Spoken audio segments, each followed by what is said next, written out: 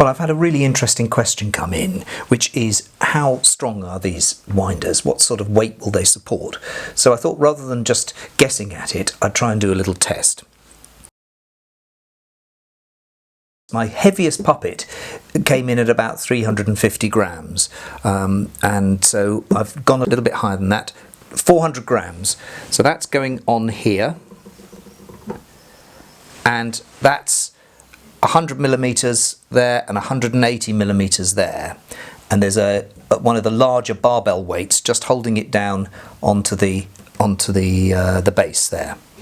Okay, so what we'll do is we'll just wind it out. This one, of course, is the American one, the QuantumCat winders, and at this point it's beginning to tip, and there we go. Right, so clearly this is the weak point, so we don't have any difficulty with it supporting the weight there. And if I just hold my hand here, let's just wind it right out and see. There we go. So you can see that sags a bit, but it's able to hold it quite adequately at that distance. Okay, so this time we're at 300 mil, and obviously I'm going to have to hold the base here, but we'll see how we go.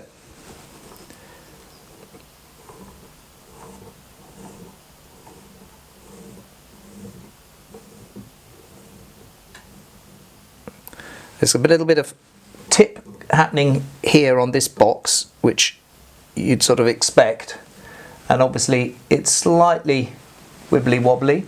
But there we go, and you can see the amount of sag there is fairly considerable. The same test, so we're 180 mil from the base, and at the moment we're 100 mil out from there. So that's all looking good. So we've got 400 grams on here, and I'm just going to wind it out, and we'll see where it starts to tip.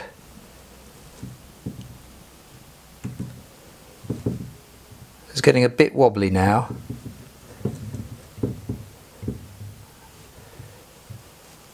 So there we go. It's just there. Okay. And that is at 220, 230 mil. So I'm going to wind it out further now to this one, isn't it?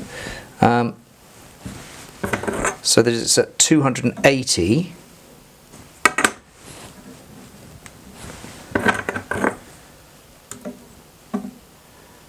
There we go. Okay. That's 400 grams at 280 mil distance from there. Bit of bounce, but nothing's broken. Okay, so this one's a little bit more extreme. This again is at 300 elevation, and we're starting off at 100 mil here. So I'm just going to wind that out again, and of course hold the base, and then we'll see how it goes. You can see it's sagging a bit in both axes, but it's perfectly capable of holding it, and it will.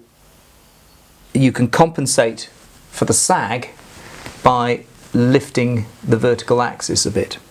Okay, so that is at, there we go, 300, a little bit more there. And the sag on that one is from 300 down to 270, so it's about 30 mil.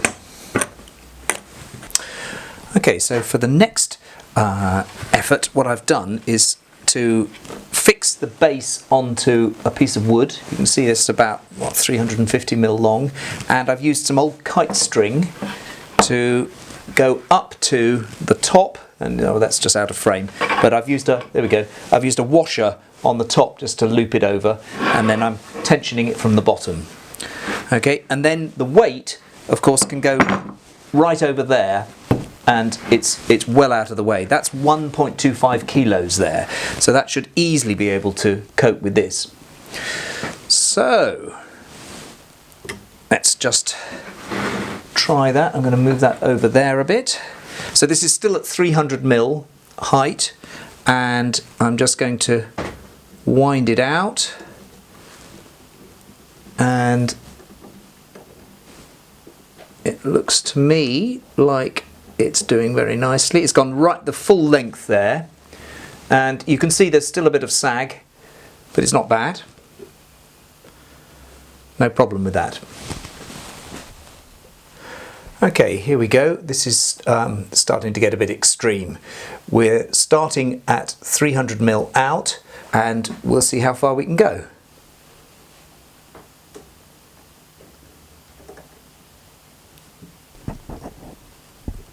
Let's go to there. Okay, you can see there's quite a significant amount of sag, but this has gone a huge long way. This is 400 grams of weight, and we are, let me see, that's 300, we're about 450 mil off the center point up there, off that axis. So this is pretty amazing, and you can see that the sag is even along the length of the rack. So where the joints are, with those little dowels that hold them together, it's not actually breaking apart there at all. Here it is without any weight on it, and you can see the difference. There's quite a considerable amount of bend. I may live to regret this, but this is 500 grams.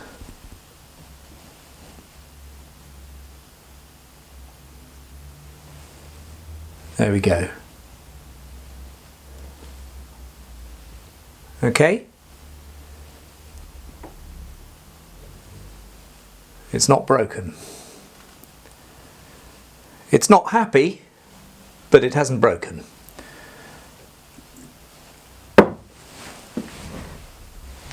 At the lower height, where there's not so much bend in the vertical, there's a little bit less sag in the horizontal one, as you'd expect. So it's only fair and reasonable to do a test on the QuantumCat's one as well.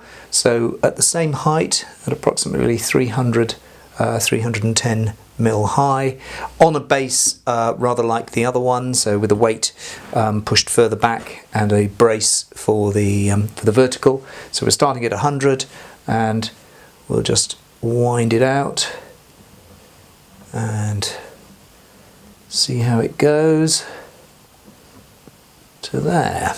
There we go. So there's a bit of sag, probably slightly less sag than the plastic ones, but this doesn't go nearly as far. So I think probably if it went as far as the plastic ones, I think we might well see a similar amount of sag.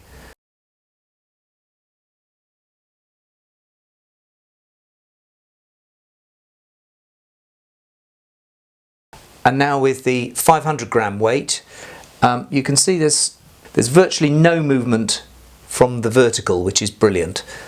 Similar amount of sag on here. Probably the thing that's under greatest strain is that little bracket, because it's actually being twisted sideways. It's not very substantial, that one. Okay, so this has just been a quick test, but I hope you found it interesting. The plastic, the bigger section plastic compared with the metal, is very, very similar. Of course, it's got a 6mm threaded rod running right the way through it, and that's the thing that gives it the strength and rigidity. I've been quite impressed. I didn't think it was going to be as good as this. Most of the time, of course, you wouldn't be using an enormous extension arm with a very heavy puppet on it. You'd be using a much shorter one. But it will cope with it. It'll cope with up to 500 grams of puppet. That's really quite a lot. And there's a little bit of sag, but you compensate for that with the height adjustment. I think this base is really useful. I think they're serious kit. I mean, these things are actually quite solid. The only way that you're going to get something more substantial is by going to all metal, and then it's going to be a lot heavier and a great deal more expensive. I'm going to do a construction video of actually making the 3D printed ones, because there's a few little wrinkles and tips I think that I can give you to make it easier and to make them work really, really well. See you then.